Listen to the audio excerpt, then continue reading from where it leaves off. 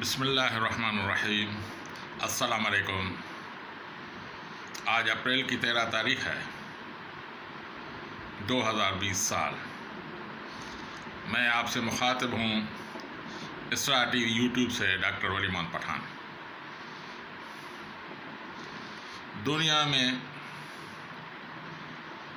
دو بڑی جنگیں لگی ہیں، ایک عظیم جنگ اول اور ایک عظیم جنگ ثانی۔ لیکن یہ دونوں جنگیں ایسی ہیں جس میں دنیا دو حصوں میں بٹ گئی تھی، آدھی اس طرف آدھی اس طرف تقریباً، اور کئی سال تک یہ جنگیں لگی۔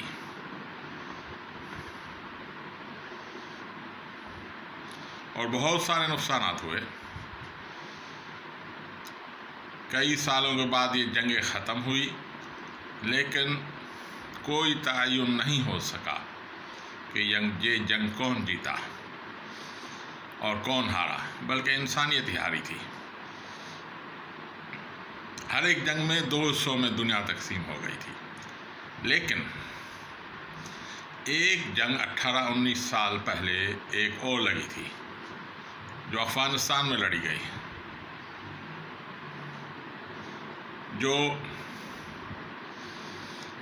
امارات اسلامیہ افغانستان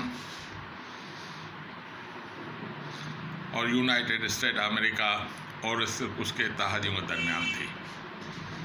اس جنگ میں دو فریق تھے، ایک امریکہ اور یورپ کے 28 ممالک جو عملی طور پر اس میں شریک تھے، جو خود جنگ لڑ رہے تھے۔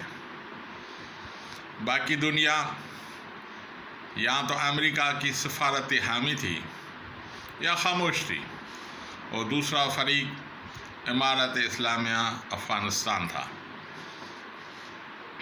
امریکہ نے امارات اسلامیہ افغانستان کو تسلیم نہیں کیا اور اس سے جنگ مسلط کر دی اور افغانستان میں داخل ہو گئے۔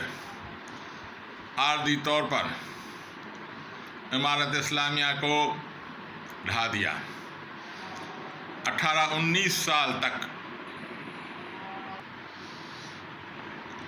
اور 18-19 سال تک یہ جنگ چلتی رہی۔